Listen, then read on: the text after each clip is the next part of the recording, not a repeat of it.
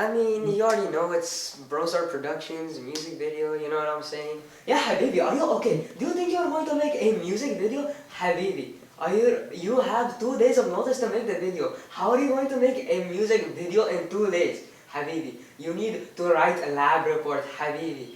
No time for a music video. Wait, so no music video?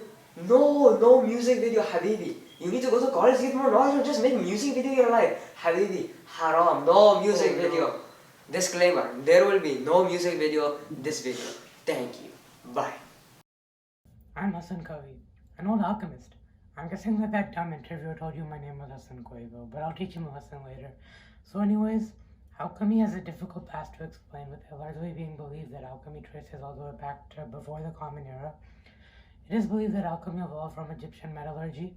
Aristotle had come up with the idea of elements, water, air, earth, and fire, which influenced alchemical practices, which led to his student Alexander the Great to establishing Alexandria as the center of learning. The Alexandrian Zosimus is believed to be the oldest book about alchemy, even though it talks more about mysticism rather than its actual application. One of the first European alchemists was some dude named Paracelsus, who was Swiss, and that man believed that the human body's organs worked alchemically, and that their function was to separate impure to pure substances. He proposed that 3 controlling substances called the tria prima, which included mercury, sulfur, and salt, were the key for maintaining a good health. Paracelsus was one of the few people to treat diseases differently, since he used an alchemical approach. So now I will tell you more about my job and some common misconceptions regarding alchemy.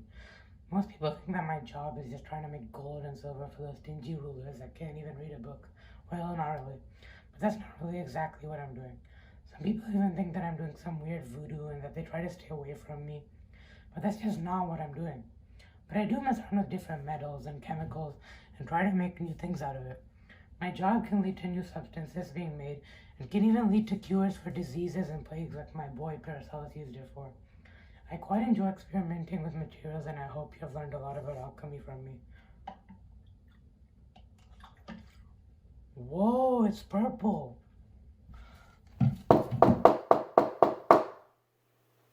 Oh hi, I'm Mr. Dandelape, and currently I'm forging for some gold, to wear around my neck of course. As an alchemist during the scientific revolution, I am thoroughly enraged by the decline of my industry. You see, as time progressed and the 17th century rolled around, alchemy began to decline significantly in Europe. Our good citizens fell into the trap of modern science. Experimentation, reactions, lab reports. It's all such hogwash to me. Like, you tell me what sounds real.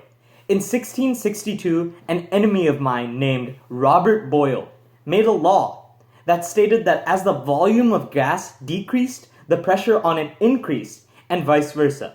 Like, do you know how dumb you sound to me, Mr. Robert Boyle? And I, on the other hand, created a powder in my dreams that could turn mercury into gold or even silver. Now that's a real discovery, Mr. Robert Boyle. Now I'm not done with this character, Robert Boyle. He was one of my worst pupils on Earth. He claimed to have created a way to change gold back into the mercury by means of a quicksilver substance. In 1661, he even published a book called The Skeptical Chemist and talked about how all matter was made of something called corpuscles, and that corpuscles could be rearranged in order to form new substances. At that time, I thought he was full of nonsense, but I would have never told him that. He went on to pursue the natural sciences, the 2 most sinful words in the human dictionary, natural sciences. It just makes me cringe every time a scientist says that to an alchemist like me, leaving a life of metallurgy to pursue these nonsensical sciences. Next, we have Isaac Newton, even worse than Robert Boyle. Isaac Newton, although, had humble beginnings. He wrote a lot about this tremendous stone called the Philosopher's Stone, and I studied his work so much. He even wrote about the elixir of life, and yet thanks to unruly men like Robert Boyle, he began to experiment and write lab reports and study the so-called natural sciences. Such a good boy, corrupt. To my happiness, during the 18th century, clear distinctions were made between alchemy and chemistry. But this would lead to me being cooped up in my lair, forging metals and making gold all day. From great beginnings, betrayal, terrible pupils, and metallurgy, my haphazard life has been the epitome of an alchemist during the scientific revolution. This is Mr. Dandelape, signing off. Hey, it's your boy, the Black Magician, known as Cupcake the Sprinkler. I have mastered the black arts falling under the characteristics of ceremonial magic. I know everything from contacting your dead fishes and to summoning evil spirits. Heck, I can even prank Satan if I want. Black magic has traditionally been referred to as the use of supernatural powers or magic for evil or selfish purposes. Counterpart of white magic. Witchcraft was often compared to as a form of black magic of some type, and was usually used as a source of blame on minorities such as the Jews if something went wrong.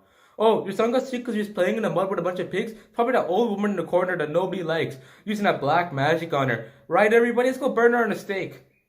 You know, besides simply being something that was used as an excuse for being in league with Satan, and in general just things people didn't like, essentially a scapegoat, there were actually some defined types of black magic, such as necromancy, or better known as contacting the dead, considered a sin by most Christians at the time since it usually involved taking a literal dead body, cutting up, mutilating it, injecting, blah, blah, blah, the works, out of his, that pretty much broke every rule in the Bible you can count. It was deemed a source of black magic as well. I can actually use some of it myself.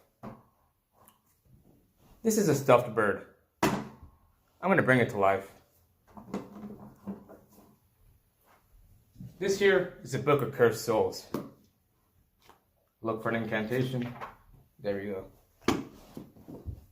By the power of Satan, I bring you to life. Time to see if it worked. Oh, what do we got here? Wait, that actually worked.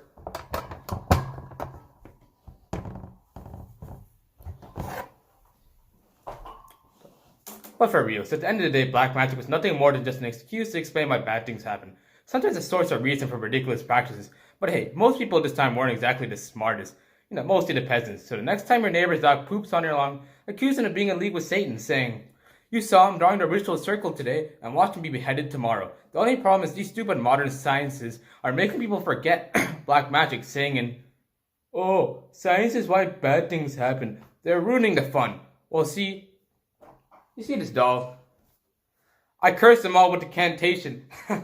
Black magic is only limited to the amount of nonsense you can spew out. Anything from summoning demons to causing disease. As long as it's a bad thing, it counts as black magic. In the eyes of these fools in the 7th century, time to go ruin some people's lives. Hey guys, this is as simple as this. This bird's a spawn of Satan.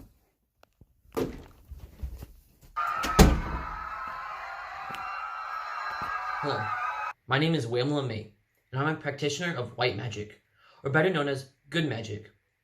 This magic is used for selfless reasons, unlike black magic. This area of magic is practiced through healing, praying, charms, incantations, and songs.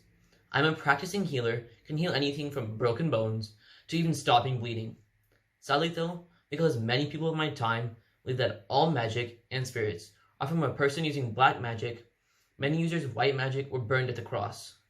But a few people, such as Marsilio Ficino and Zambelli, believed in a purely natural form of magic, which did not invoke evil spirits.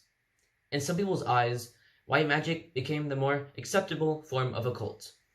In Christianity, white or natural magicians were referred to as saints.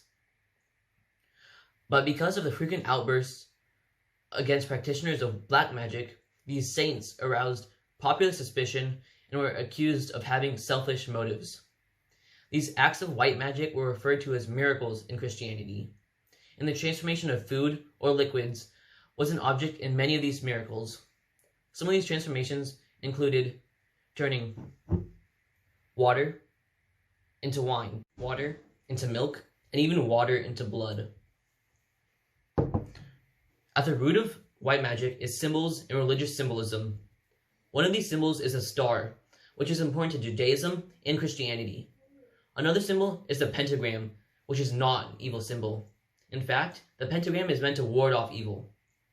So in summary, remember that white magic is good, and obviously the best type of magic. Huh? What is that I hear? Music?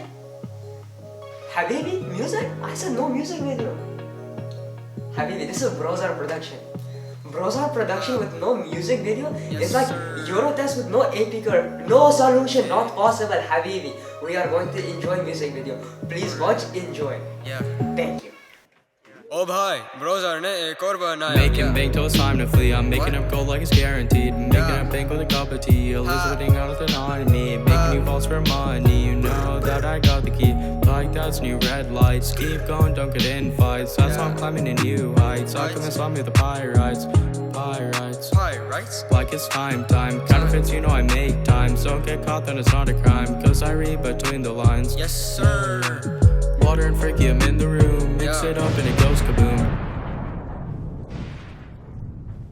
Time for a scientific revolution. Every problem we find a solution, and that's part of my contribution. Even if we face persecution, hold up, give me a sec. I got all this gold on my neck. This magic is too high tech. Now we on the top deck. Everyone is like, what the heck?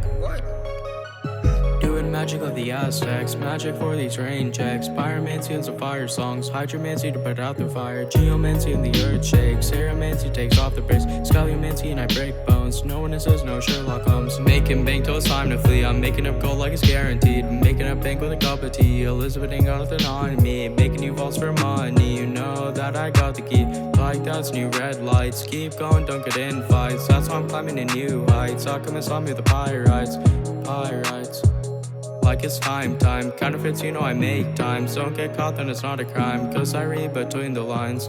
Yeah.